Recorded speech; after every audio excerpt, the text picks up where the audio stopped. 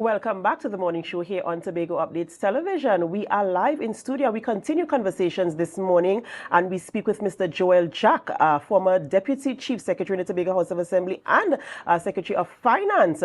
As we speak about Budget 2025, we know the budget was recently read in the House on Monday, September 30th. And so we're going to go through the allocation for Tobago here in our show this morning. Good morning, Mr. Jack, and welcome. Good morning, Lady Combie. Good morning to you and to all your listeners locked on across the island, across the country in Trinidad, and of course those who are listening to us via the internet across the globe, locked on to Tobago. Thank you for having me on this morning. Of course, a pleasure.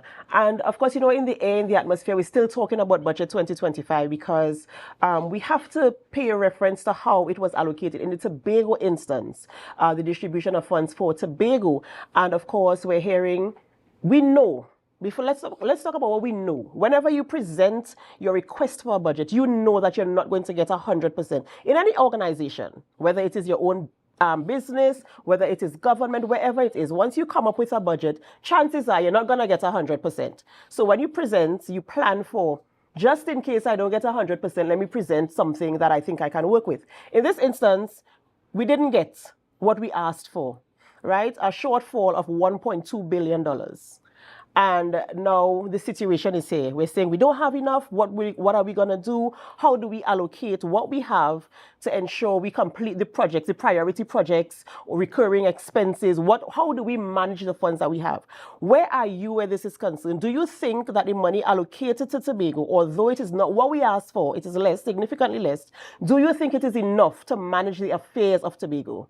Well, Ms. Combie, I love your approach to it in terms of how you budget, you assess your resources, and based on what you have, you make certain determinations. And I think the current Secretary of Finance could take a page out of your book and learn from you. I think you're very prudent, and what you have outlined initially outlines our approach to the past administration to budgeting. Given the construct of the Tobago House of Assembly Act, what we are required to do is to approve estimates of revenue and expenditure in the House by June 30th each year, transmit and send those requests down to the Minister of Finance for approval. Historically, we have received in accordance with the Dispute Resolution Commission, and of course outlined in the Tobago House of Assembly Act, we have received basically between 4.03% to 6.08%. Historically, we have received on the lower band, and historically, except in instances starting with this current Minister of Finance, who, when he came into office, moved us from the barest minimum 4.03% and has started allocating to us beyond the 4.03%. In addition, what Minister Imbert agreed to do, and when he came into office in 2015, we sat, we met, and he indicated to me during that time the challenges facing the country, what was required. I also indicated to him our development plan, the focus of the Tobago House of Assembly, the status of the Tobago economy, and what was required to move the economy forward. In addition, I outlined my plans for him and I indicated that, listen, an investment in Tobago and the Tobago economy is an investment in national economic development. And what you're investing is not just solely in Tobago, but you're investing in national economic development. And therefore, in order for Trinidad and Tobago to advance, Tobago has to play its meaningful role in national economic development. For example, we outline as part of our Economic Development Plan, or CDP 2.0, that tourism should be the focal point, and we needed the necessary investment in tourism to attract investment to the island. We also needed to ensure that our infrastructure and all the other ancillary services and all the other areas where we can forge those linkages, that we needed the investment in order to accelerate the pace of the development. So we tabled, after initial discussions, the Minister of Finance agreed that, listen, In addition to the subvention, so we're looking beyond the subvention. He will support the Tobago House of Assembly engaging in raising money on the capital markets to borrow, similar to other state agencies such as HDC. When the government needs to build houses, they go on the market, float a bond, and execute their housing programs. We said in the context of Tobago, we wanted a similar arrangement. He agreed we had the ability to borrow. The next thing we wanted to engage in is public-private partnerships. In that you work with the private sector to mobilize funding and for the private sector to help you to execute projects. And over time, you pay for those projects over time in tranches, just like a lease arrangement, or if you're renting or mortgage. What they're calling PPPs now, it's really a basis in corruption, but that's for another day and another time. He also agreed for us to approach the multilateral agencies to access funding, grant funding, and technical assistance. We did that through the World Bank. We got the necessary support to launch our public-private partnership unit and to roll out our public-private partnership program. Additionally, we were able to, in addition to the bond, raise US $15 million to start the construction and to treat with our coastal erosion program. So what the solution is, not to come and curse the Minister of Finance, but you sit down prudently, because you're mobilizing resources outside of your direct subvention. But let me step back. Before you mobilize resources, you have to know what you're spending your money on. And that's another concern for me as the former Secretary of Finance. What is the guiding document? Where we taking Tobago? Where is Tobago going? You know, is visionless? I would dare say rudderless. And the confusion that we're seeing is a cause for concern, because with limited financial resources, you have to look at the opportunity cost of using scarce resources, what that opportunity cost is, and what you're going to spend your money on. So I'll give you an example. Instead of taking $100 million, what is priority? Is education priority, or building a road to nowhere priority? When I was there, we had the Scarborough Secondary School ready. We were working with the Caribbean Development Bank, and we were ready to move that project forward. Isn't that a more urgent project? If you took that $100 million that we spent and gave to a contractor under the guise of quote-unquote PPPs, whereas that project was part of the loan package for the construction of the airport, couldn't we have utilized that money? Some say 61 million, I hear 81 million, but then I hear $100 million. Couldn't that money be utilized to advance more urgent projects on the island? So to step back, answer your question. What is required? One, what is your plan? There is none. When you receive scarce resources, as an assembly and an executive council, the administration sat down, we met, we established our priorities, established our work plan, and as we started in 2013, after meeting as an executive council and approving our priorities on non-negotiables and ranking those projects in order of priority, we then came back to the people of Tobago in November of each year and reported to them, this is what we're doing and this is where we're going. Because whereas we are seeing the secretary cherry picking a few projects and saying, how are we going to build this? How are we going to do that? That's why you were elected. However, in the instance of the Tobago House of Assembly, unlike any other ministry, the allocation to Tobago must be seen as an en bloc allocation. The Tobago House of Assembly is the only entity, when you look at all the other ministries, endowed with the power to move around and shift around the allocation, unlike other ministries. Other ministries, if they have to move a dollar within recurrent, must have the express and written approval of the Minister of Finance. The Tobago House of Assembly is not so constrained. They have the flexibility to move the resources around where they see fit and allocate the funding accordingly. So what is required now? Going back to your example that I liked, I love your example so much. I will ask Ronald to give me a copy of that so we can post that and play it. Sit down and you identify what are your priorities.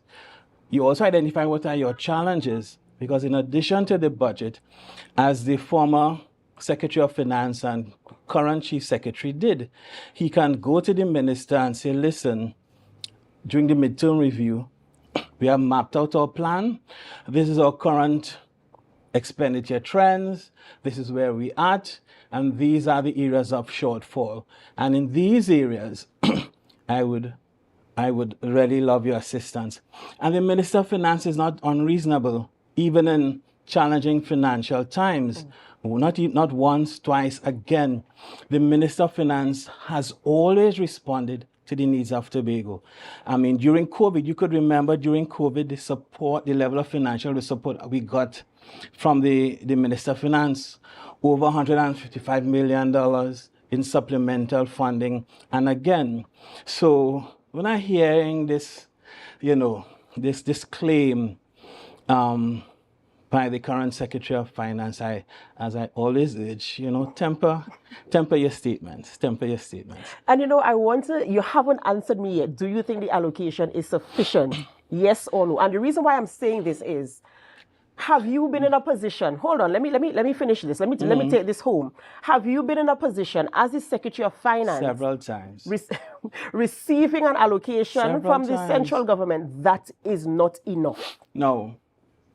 Again, we go back to historical. You look at historical trends, you look at historical patterns, whereby what we receive. So you have an idea what you're going to receive. But do you have an idea of what you're going to receive? Yes, you're gonna have an idea what you're going to receive. It's not a surprise. Okay. Now, the surprise to me is the noise coming from the current administration. So, and answer your question. Let me give you an instance. In 2015, right after the budget, we were given our allocation. And in 2015, we got a memo that we had to reduce our expenditure by 15%. So you submitted your budget statement in June, right? The price of oil and gas fell precipitously. And as a result, there was a reduction in your budgetary allocation across the board. And we had to manage, and we managed very well. Now, I want to make this point and just to answer your question, as you said, if you were giving a shopping allowance to go and shop or to deal with your affairs, and you're expecting a certain amount and you got a reduction, you'll be disappointed. But if you know that this is the amount that you're accustomed getting, it's predictable and you plan accordingly. Agreed? Right. So let me come back. During that 2017 to 2021 term, the 4 years when we had 3 representatives, two of who are now in Chief Secretary and Deputy Chief Secretary in the current administration, they sat there. They were the ones telling me, stop asking for 4.5 billion, cut your cloth to suit. They were the ones telling me, you're going to get. Why all this fuss? And what we were saying, listen, we had 2 opportunities to report to the people of Tobago what our vision what our vision is, what our plans are, and how we will take Tobago forward. And we laid those plans out in June. We said, given where we are as it relates to our quest for internal self-government, we have a commitment from the central government to increase the allocation to Tobago. In addition to that, we have an opportunity to have a fiscal review commission. We have in those bills the ability to borrow. Let us support the bill. Those bills were taken to Parliament. Ms. Combie, I was there in Parliament. To my shock, to my surprise, when you were hoping that your colleagues opposite would be magnanimous and demonstrate the sort of maturity, the sort of magnanimity and political astuteness to call on their UNC friends and partners to support the bills that would give Tobago additional funding. Funding you didn't have to negotiate for, funding you didn't have to beg for. They did not.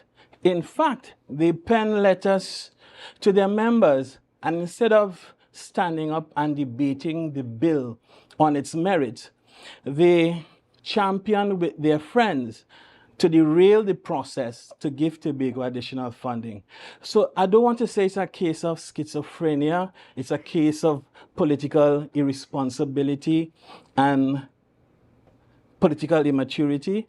But what I would say is that you cannot now come and curse the Minister of Finance when the government was willing to give you additional resources to fund Tobago's development. So we come back to where we are at now. One, there is no plan.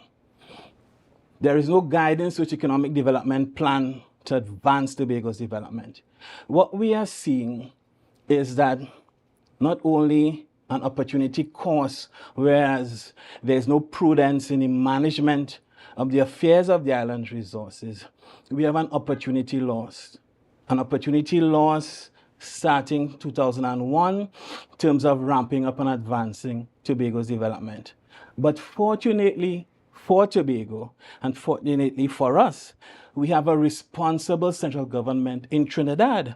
Because in addition to the $2.6 billion we receive, I note with sincere appreciation and excitement the number of special projects earmarked for Tobago.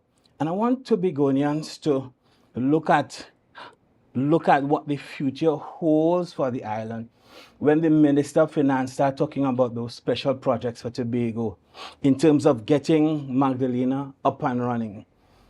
That was the first. The second one was the new international hotel development. And thirdly, a Tobago Marina. Because you see, Lady Combie, these plans did not come by accident. When I prepared the medium-term planning framework, we said and we agreed that the fastest way to accelerate economic growth and development in Tobago was investment in the tourism sector, because we understood the potential of the linkages in the tourism sector with agriculture, the creative arts, and generating direct and indirect employment.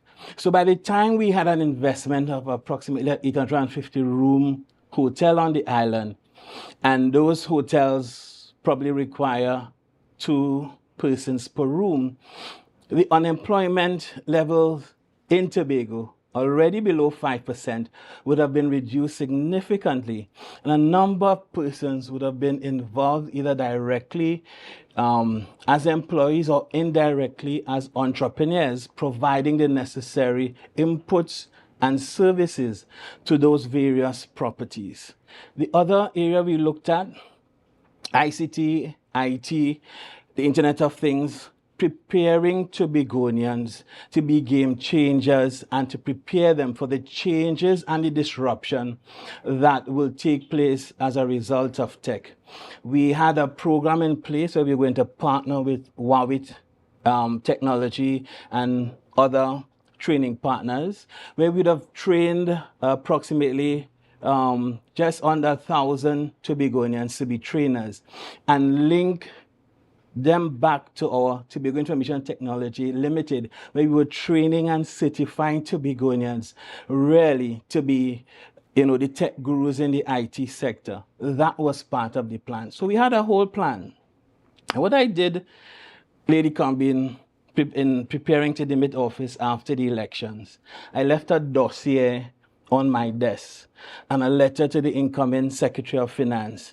And part of that dossier included our medium-term plan to economic development plan to guide. That was our plan to guide the affairs of Tobago in the short term, in the absence of a longer-term plan such as the CDP. I left that on the desk. I left our Tobago Investment Infrastructure Strategy, which was another major plan to ramp up and execute the number of major infrastructure development plans on the island. And I left the various expenditure reports, recurrent and DP, and so on, for the Chief Secretary. Now, if I was in that position, what I would have done is to own some of these projects. I see them owning them in the budget without giving us credit, but that's fine, some of them.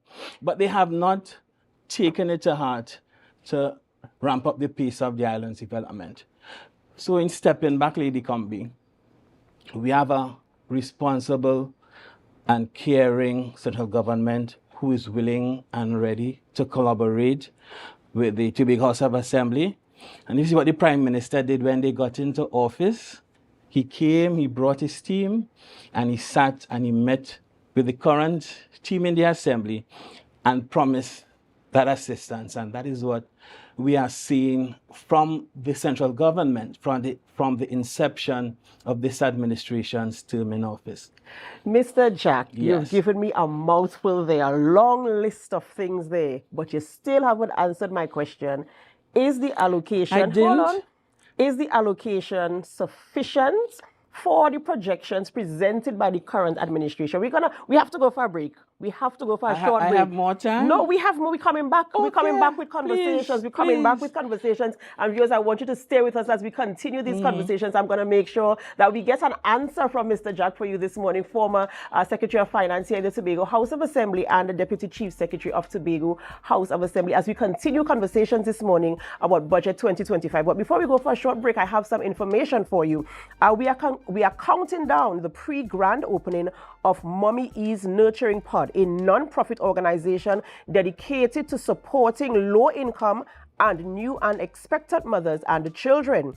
Location is at 17 Bushby Park, Glamorgan, Tobago. The opening date is Sunday, 13th October from 2:30 p.m. Be the first to experience our services, including newborn preparedness hampers, affordable maternity and children's clothing, and more. Free school supplies will be distributed on a first-come, first-served basis, so come early to grab yours. We officially open our doors on Monday, 14th October from 10 a.m. to 2 p.m. with regular business hours Monday through Thursday, 10 a.m. to 2 p.m.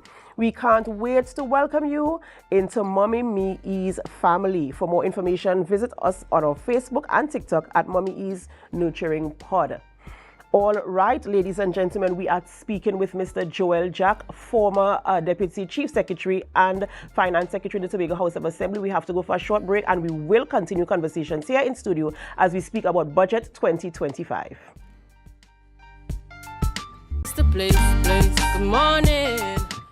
Welcome back to the morning show here on Tobago Updates Television. We're just at 8:01 a.m. So, of course, if you're getting to work for 8, if you're not there, you might be a little bit late this morning. But if you're still on the nation's roads, remember to drive safely. Thank you for staying with us for this extended version of the morning show as we continue conversations in studio with Mr. Joel Jack. We've been speaking about budget allocation for Tobago for 2025. The question asked, is the allocation sufficient? Mr. Jack, of course, you gave me instances when you were Secretary of Finance, how you were able to manage and ensure that what you got was enough for what you wanted to do. In this instance, based on your experience and your expertise and your involvement in the Tobago House of Assembly, managing the public purse, as it were, do you think that what was allocated for 2025 is sufficient for the projects that are supposed to be implemented on the island of Lady Tobago? Combie, I love your question. is it sufficient? And I would say yes, more than sufficient.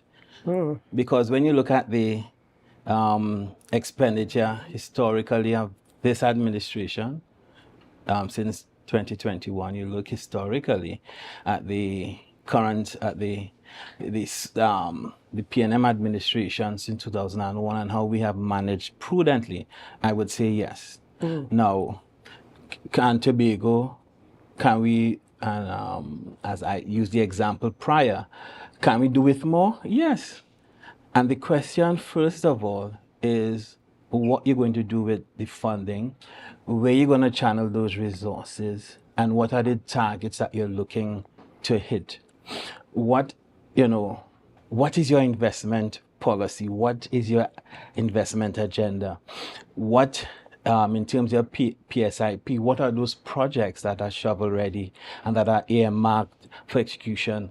And have you consulted with the people, as I would normally do annually, in terms of looking at the areas of priority that the public, that they're intimating that these are the areas that you should be focusing on? And when you use those parameters, you have to ask yourself again the question, what is this administration doing? And that should be a concern for all Tobagonians, and I think all Trinbagonians, because you're asking for additional resources, but then at the same time you are cursing persons across the waters. And when every time I travel to Trinidad on a weekly basis, Trinidadians are concerned for a number of reasons. They are concerned with what is happening in Tobago. And I dare say all Tobagonians, you should be concerned as well in terms of what is happening as it relates to the prudent management. For example, you had a school repair program. You have persons yet to receive funding and payment for services, all your artists, your artisans, your small contractors, those small entrepreneurs. But yet you see persons going on a trip of close to 100 persons going to New York, and you're asking yourself, is it really a mission or a joyride? Because with a mission, there are clear goals, clear parameters, what is the objective behind the trip. And I think all of Tobago should be clamoring for greater accountability and greater transparency in running of the affairs of the island. And I agree with you with transparency and accountability, because at the end of the day, I pay my taxes, you pay your taxes, we all pay. So we want to ensure we have accountability. I agree with you, Lady Combie. You spoke about managing prudently, right? And you of course have to manage what is available to you prudently to ensure you reap the maximum benefits, to ensure if you have goals set out that you are able to cover the cost for these things. This is managing prudently to ensure that you don't overspend, to ensure that you don't have a big shortfall, to ensure you prioritize.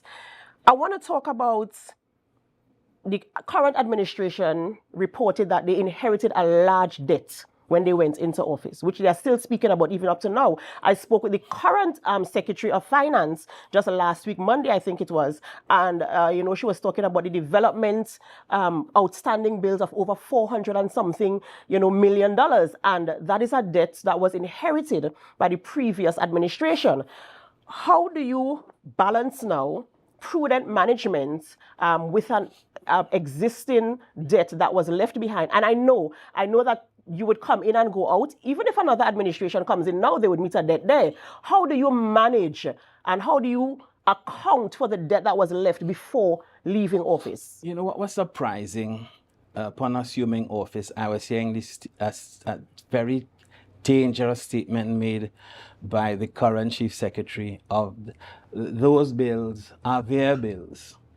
So what they did as part of their strategy, they came in and they put those bills aside and started their expenditure, mismanagement, and so on.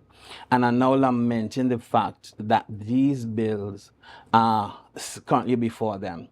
What they are also not stating is that they got funding and support at the various midterm by the Minister of Finance, additional funding to treat with some of those outstanding bills. What they are not also reporting to the people of Tobago, as I did on a monthly basis, as Secretary of Finance, I will table all the expenditure reports in the House as part of my responsibility and my commitment as it relates to promoting accountability and transparency within the Tobago House of Assembly. I would table those bills. What you're not seeing being tabled... Can I just ask you, is that policy or is that based on your own integrity? That is part of the administration's commitment in terms of tabling those reports. So they're basically statutory on a monthly basis. Those expenditure reports are supposed to be tabled. What we are not seeing since administration came into office, they are not tabling the September monthly reports or the end of fiscal year reports. So you don't have an idea in terms of the total allocation received, the level of expenditure, what unexpended balance remain from what you spent last year, and what is the current. So for the past two fiscal periods, 2021, 2022, 2023, those reports have not been tabled in the House, in the legislature. And you're asking yourself the question, what are they attempting to hide? So if you are serious about transparency and accountability, and I want to call on the current secretary to have those statements tabled. And additionally, as I did as Secretary of Finance in my Section 3 of the budgets since 2013, I would report in detail as it relates to the total funding received from central government, what was the amount that the opening balances in the contingencies fund, how much was transferred in the current financial, and what was the closing balance at the end, giving all of Tobago an idea in terms of the funding available to Tobago and what those funds were spent on. We are not seeing that with this administration. So they will come and cherry pick a few items and say, we have these outstanding bills, but they're not my bills, Lady Combie. I have responsibility for my bills. They are the bills of the Tobago House of Assembly. And you can recall when coming into office in the first quarter, the second quarter of the fiscal year, and the first month of the year, the Chief Secretary was stating that there's no money in the Assembly. And I had to go on public record to correct him then. So you can see what their strategy is to misinform and to give the incorrect perception with what is happening in the Assembly. So those bills, as they claimed early on, they're not our bills. So they put those bills aside and they started spending money. But if you're managing and you have scarce resources, those bills are Assembly bills. In 2001, the PNM administration met bills, debts on hand. We verified the bills, and then we sat down and we met with the central government, with the Minister of Finance, and we indicated that, based on our level of expenditure, we have these additional bills and we will love your support. The Minister of Finance then, as this current Minister of Finance, Mr. Imbert has done, is indicated the Assembly that he will support, he will provide the necessary support, and he has done that. But ask yourself the question, have you seen a report on how those funds that were, those additional funds that were sent to the Assembly, how they were, which bills they paid, and what's the level of the debt? Because if you're having inflows coming in, revenue coming in, and you have debt, you should use a first in, first out method. Those, development program debt, they're not PNM debt, they're not my debt. Ms. Combie, right? So, again, I wait with a bated breath, just like you, again, to hear what the current Secretary of Finance, what she's saying. I want to ask this question. We were talking about the special projects that the central government want to do in Tobago to supplement, can I say supplement, the allocation given to Tobago.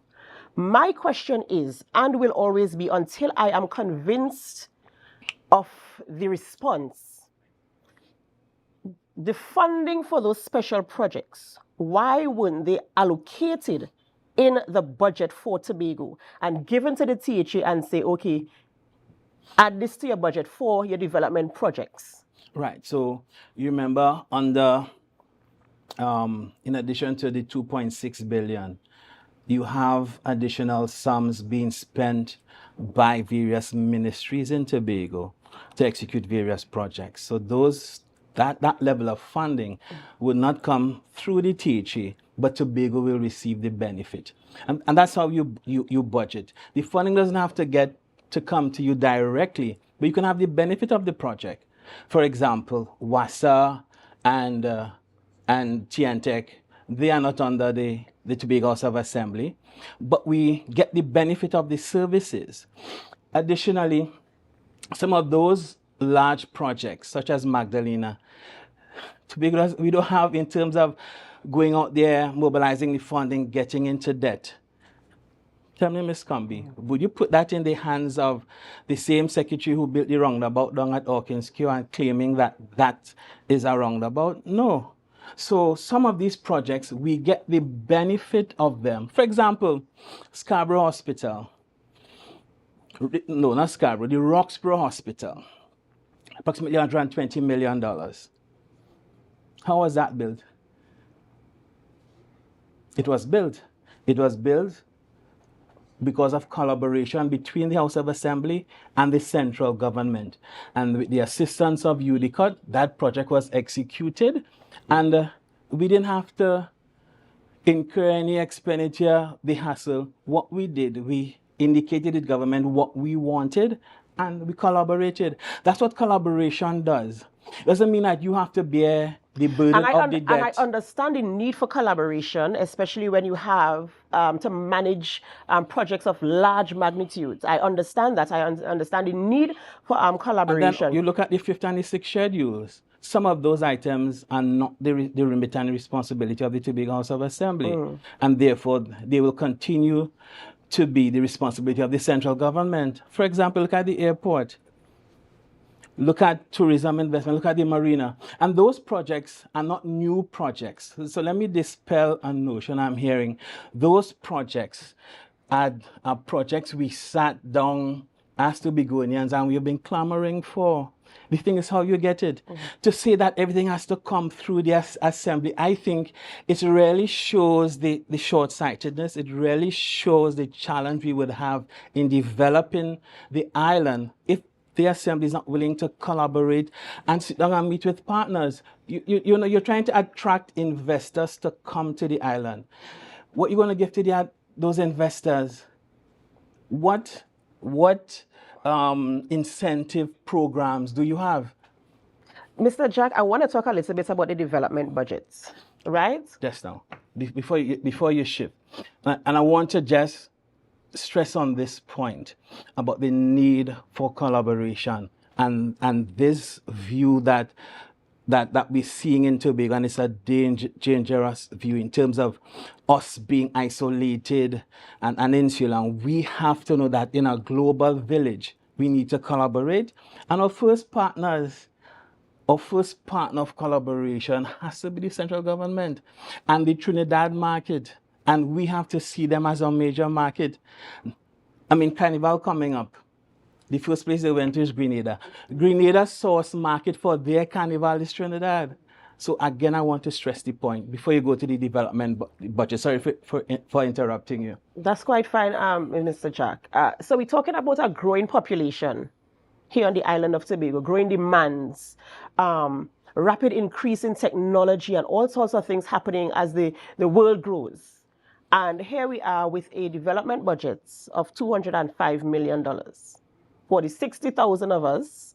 Let's say, for instance, what I like to do is I'm not a mathematician, but I like to dissect things. And let's say the budget is supposed to represent each person. The budget is supposed to cater to the needs of the island and the people who reside here. We're not catering for ants and mosquitoes and flies. But then they have to take the total budget in That I context. understand You this. cannot separate and say, well, No, no, based no. on What I the am on the saying is development. we have the need. We have needs here as people on the island of Tobago. We're talking about development. And I agree with you. Recurrent expenditure is something completely different, right? We're talking about development and progress, advancing the island of Tobago to the benefit of all of us who reside here. Young, old, in between, medium, all of us, to benefit the maximum benefit that we can achieve here on the island of Tobago. And we know that previous development budgets came in more than 205 million. And now, of course, we have greater demands. We have more things that we want to do. From where you sit, and I know you're going to say we have to manage it, which I agree with. You have to manage what you have. But for the development aspect and the speed and the pace at which we want to progress, let me answer your question. can we manage that in this fiscal to ensure that we get the maximum benefit? So let me tell you what we did. Now, again, historically, the development budget that we get has not been anything, significantly different to what we have received in the past, right? You get approximately 70% of your recurrent requests, and you get a very limited share as it relates to the development program. What we have done, we have said that with recurrent expenditure, you really cannot produce any capital goods. You cannot advance the island's development. And what we did historically, we mobilize annually between $700 to $800 million in what we call as part of our managing prudently. So we restricted recurrent expenditure. We transferred that sum to development program expenditure, and we will mobilize annually roughly $700, $800 million to advance our development program priorities. And taken together with our unspent balance that we're not hearing anything about, we would execute a number of projects. So again, remember my first point. The House of Assembly is endowed with the power to move around funding, all their money, their full allocation as they see fit.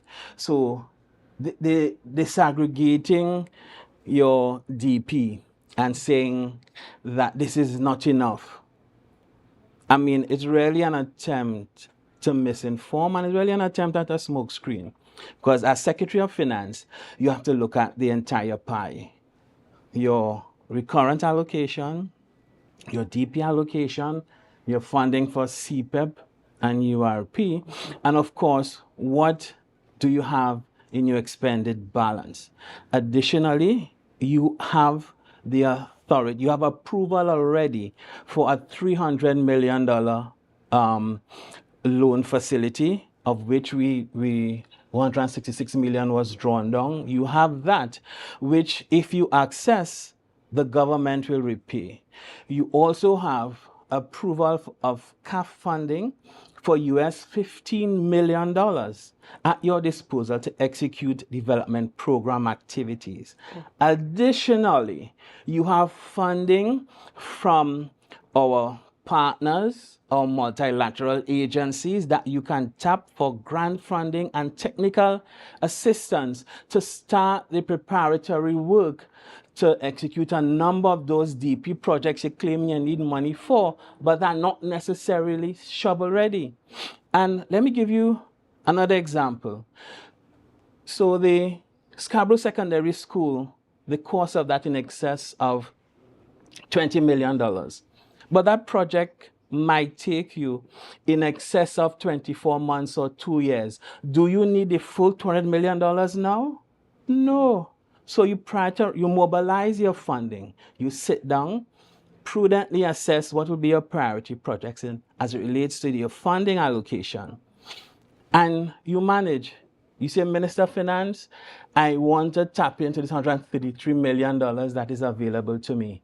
I want to draw down on the 15 million US CAF funding that you have. So that's 133, plus you have another 15 million US at your disposal. So you're talking about money.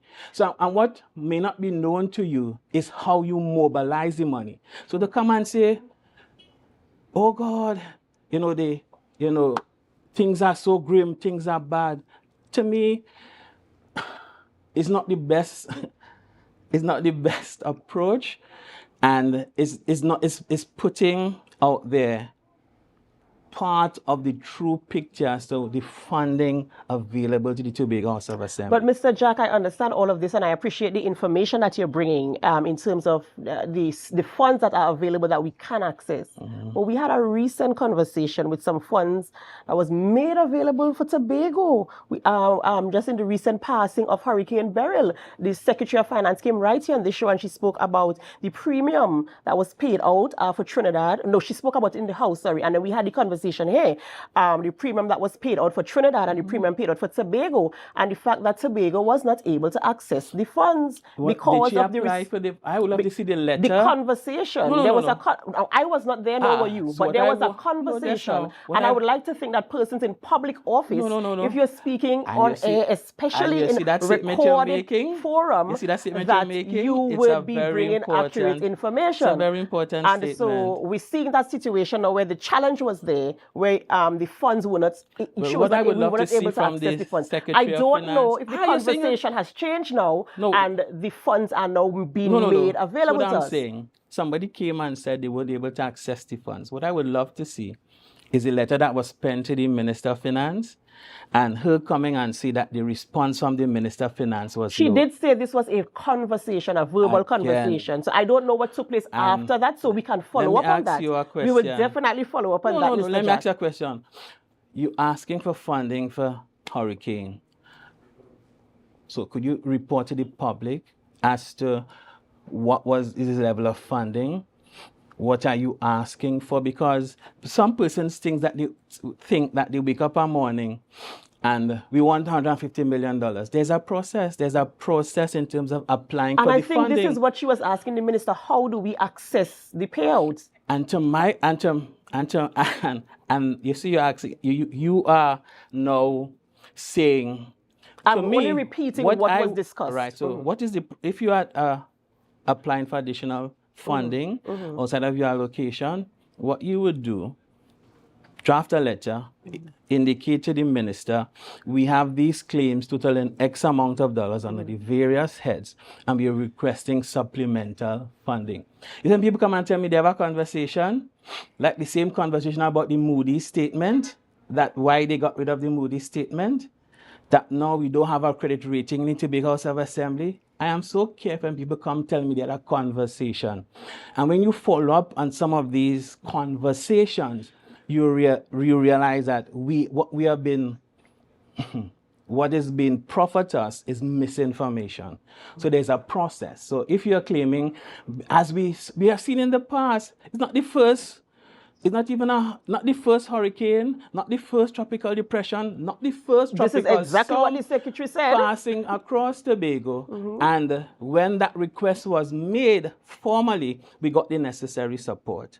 So I am very careful when persons come to tell me you had a conversation, because I remember a similar conversation as it relates to why they did not continue, why they stopped the Moody's rating. And if you're serious about advancing Tobago's development, you're serious about approaching the capital markets, your Moody's rating is something that you need. So, Lady Combie? I will commit to following up on the conversation to see where we are and if we are able to access the funds at all. Well, I commit to that for you. Yeah. All and how of you our viewers here. and remember how you access funding. Eh? You access funding formally. Not just talk and old talk. Don't worry. So remember that. So we here at Tobago Updates Television, we will follow up on this to see where we are with that and bring the information to our viewers. And I'll wait your follow-up.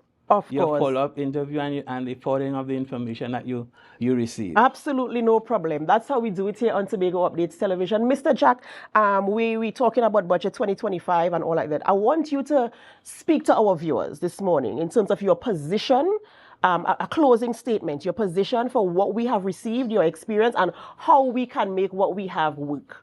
Well, just in terms of what we've stated, we have seen the historical patterns as it relates to the funding coming to the Tobago House of Assembly. This year's funding is in keeping with the Dispute Resolution Commission's submission of us receiving between 4.03% to 6.9%.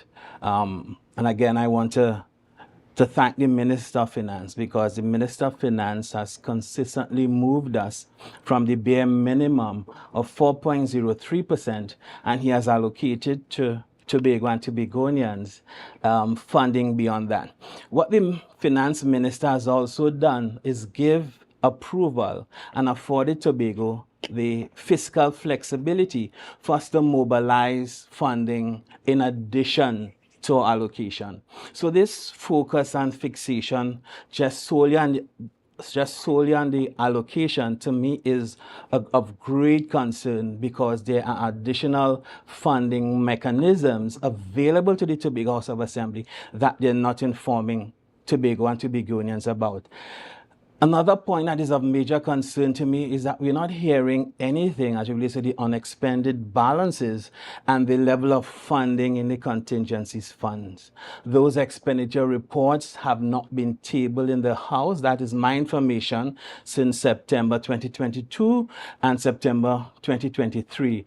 The House will be convened shortly in October, and the last Thursday, and I am uncertain if those documents will be tabled in the House. So we have no information as it relates to the level of funding, the overall funding picture, and the funding available to the Tobago House of Assembly. And that's why when I hear the Secretary's fixation on solely the allocation, I am concerned, because historically we have managed with less, we have done more with less, managing scarce resources in a very prudent manner. So I, as Tobago and Tobagonians, I am concerned. The next point is collaboration. The current administration is on record taking credit for derailing major tourism investments on the island, Sandals being one, the Marina project earlier being another. And if we are to advance Tobago in a global environment, being part of a unitary state, then there is need for collaboration with the central government, and of course, in terms of collaboration with the major stakeholders, the private sector, and so on. And that is another area of concern for me.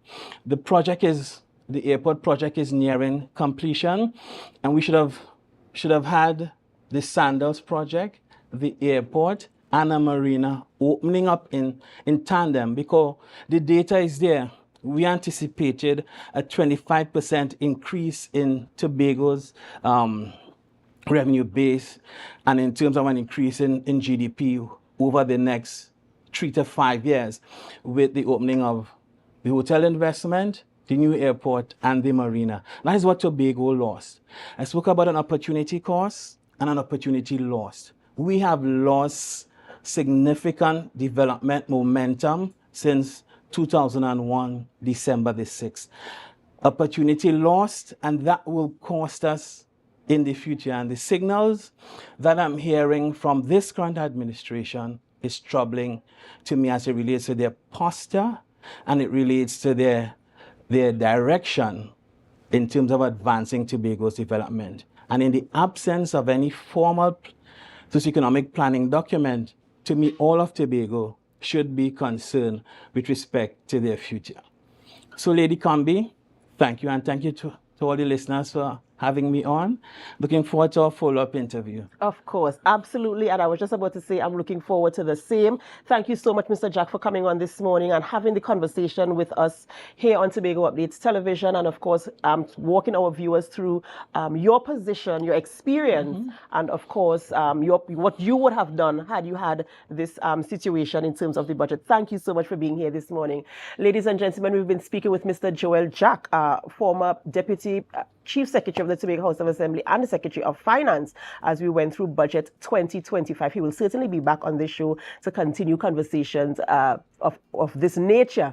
We have to end the morning show here, ladies and gentlemen. What we don't end our programming, yes, we still have GMT, so we head on over there next. And as we do, we invite you to help us. Share the live, share the live, share the live.